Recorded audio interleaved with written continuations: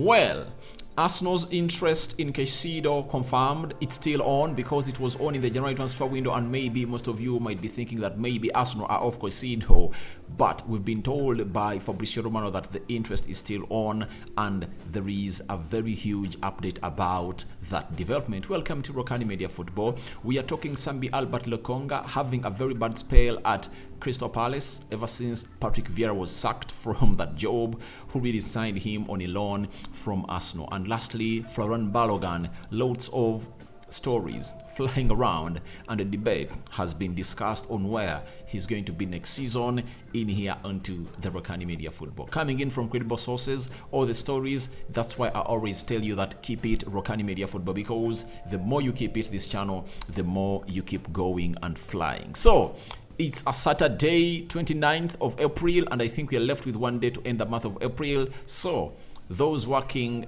with government entities and private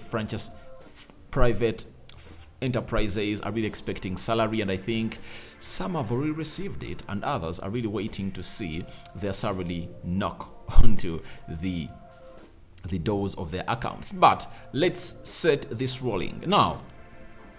We are having a story coming in from Fabrizio Romano about Moises Caicedo.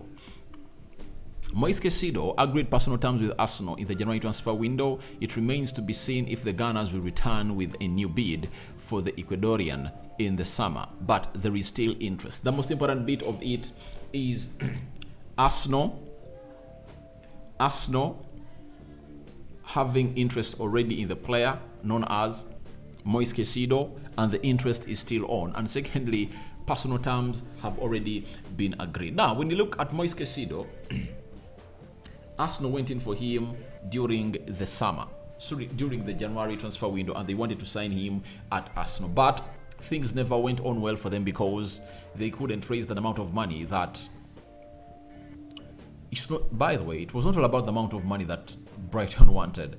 Arsenal was willing even to go north of £80 million, but Brighton maintained their stance that we are not selling this player known as Moises Caicedo. So the reason as to why Arsenal never really got in Moises Caicedo in the January transfer window was simple.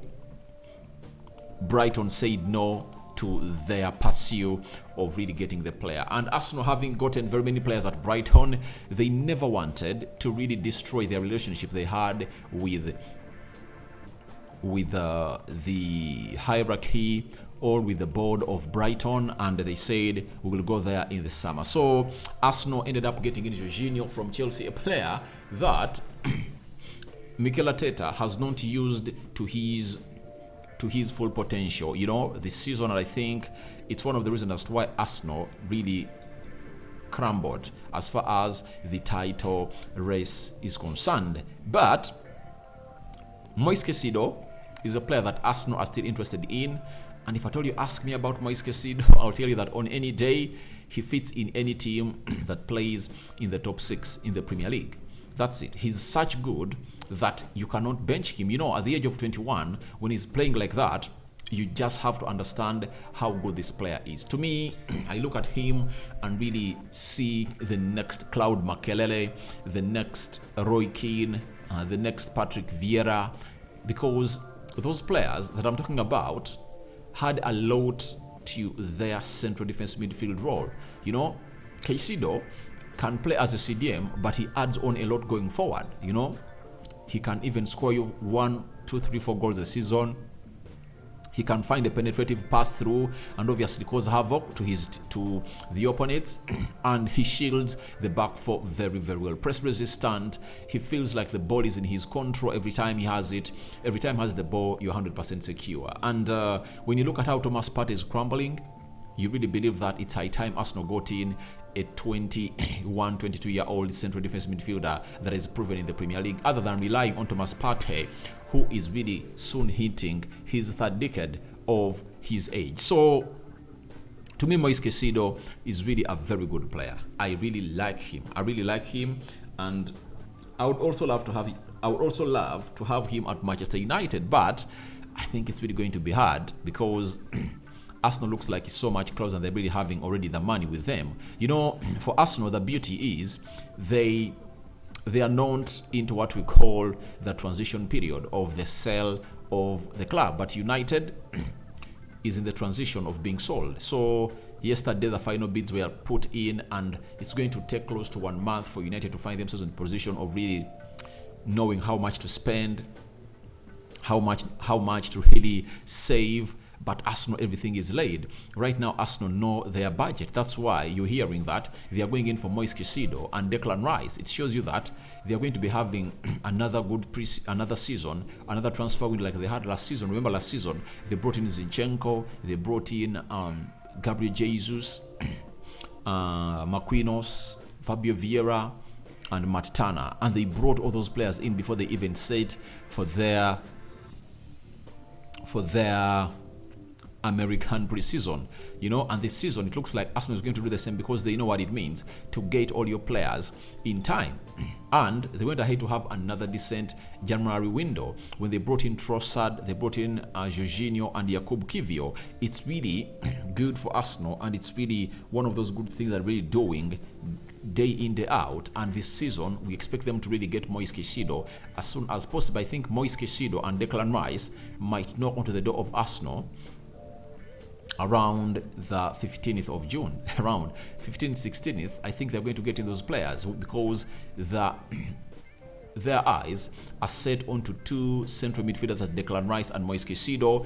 And the beauty with Moises Caicedo, personal terms have already been agreed, and everything is known to Arsenal. They just need to go out and really talk to Brighton and agree on the amount of money that they want. But I've heard that Brighton have gone ahead to demand for close to 90 million euros, that is like 80 million pounds for Moises Caicedo. And I think if Arsenal can really spend 106 million pounds onto Declan Rice and Moises Caicedo, it will be a very good addition to their side. Because for Declan Rice, I know Declan Rice can play as a central defender. Before West Ham moved him to the central defensive midfield position, he was played as a central defender, so he's really good at there. So that means that Arsenal had Declan Rice right now, they wouldn't have gone ahead to really go out and even worry for the absence of William Saliba. They would have gone ahead to switch Declan Rice into the central defense position, and obviously get that position right. So it has just come to my mind that Arsenal might not even go for a right-footed centre back, because Declan Rice comes in through, can play that position. And if at all they sign in another right back, as we've heard that in for Fresneda, Ivan or Valderride, then Ben White might switch a little bit into the central defense position. And obviously we see Tomiyasu or Fresneda playing onto the right back of Arsenal. That is Moises Caicedo for you. So Arsenal still chasing for Moises Caicedo, and they still want his signature down at the club of Arsenal. Now let's go to this man, Sambi Lokonga, signed from Anderlecht in Belgium in 2021. He's now at Crystal Palace on loan for Arsenal. Fabrizio Romano has told us that it's not been an easy loan spell at Crystal Palace for Albert Sambi Lokonga. Still, Arsenal trusts his skills and his potential, but they want him to play. He needs to play. It's possible they will discuss one more loan season, but this is something they will clarify with the player and agent in June, not now. So he was trying to give us an update about Sambi Albert Lokonga, why he's really one of those players that you saw that he has a lot of potential in him, but your potential cannot come out to where it's supposed to be if at all you are being played on the bench season in, season out. Remember, he came through the season of 2020, 2021, 2022, and played a little bit of games. And this is at the beginning of this season that we are soon concluding, he played some good games when Thomas Partey and El Nini were really injured. But each and every time Thomas Partey has always been a variable. Sorry about that. Every time Thomas Partey has been a variable, and El Nini, it was hard for him to break into the first team. But I think, to me, even Albert Sambi Lokonga has not taken his chances. When Arsenal was playing sorry about that. When Arsenal was playing Man City in the FA Cup, they brought him on when Thomas Partey really got a problem with his ribs to play some 45 minutes. But he never gave himself a chance. You know, if at all you are Sambi Lokonga, you understand that this is the game. I'm supposed to send a message to Mikel Arteta that I deserve to be given a starting position to this team. You have to put in a performance, run, win the duels, do the needful, you know, as a player. So, to me, it comes to my understanding that even Albert Sambi Lokonga has not given himself a chance at Arsenal. That's it. But he's a very decent player, and the decision is going to be made by Arsenal in June on whether to loan him again or not to loan him again. And I think if Arsenal bring in Declan Rice and Moises Caicedo, it's better to loan on this player. And it's good to see it that he goes out to the preseason with a team that is going to be loaned to, such that he gets integrated into the team early enough in the preseason, such that he gets more playing time. When I look at Lavia at Southampton, I think Lokonga has more to offer than Lavia in the game of football. He has the experience. However much he's 22 years of age, he's press resistant. I think there is nothing that Lavia does better than Lokonga. But what has made Lavia flourish this season is the consistency and the coaches of Southampton that have gone ahead to instill in him and obviously get him on a start.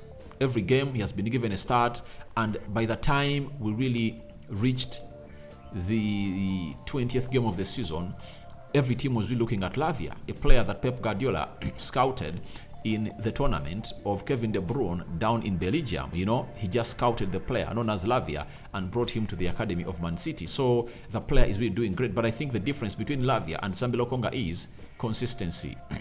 If Sambi Albert Lokonga finds himself in a position of really playing more games in the Premier League, I think he's really going to be one of the best midfielders in the world, because talent is undoubted of him. He's a very talented player, but Arsenal look like they're having a different plan altogether to really bring him back and see what the decision is going to be. But Albert Sambi Lokonga, very good player that Arsenal might use to get more money. They bought him at like £18 million. If he gets a very good season that is really fluid in the Premier League, they can even sell him at like 30 or 40. Why? He's still young, you know, he has a good resale value in him. So teams will be looking at him. Let's sum up this episode by talking about Balogun, and then a France-based soccer correspondent known as Jonathan Johnson has told us that there has been a lot of debate about Balogun's future and his price tag, but personally I can see that link between Arsenal and Marseille being used again, perhaps in form of loan or a loan with an option or obligation to buy. It would be good experience for Balogun, but it also gives Arsenal at least a semi-guaranteed to be able to cash in on him, whereas other clubs might not yet be ready to pay top dollar for a player who just had one successful season in League One, as impressive as he has been for Rennes. So I think this France-based soccer correspondent has a lot of details onto this story, and he knows what clubs best want to really buy players. But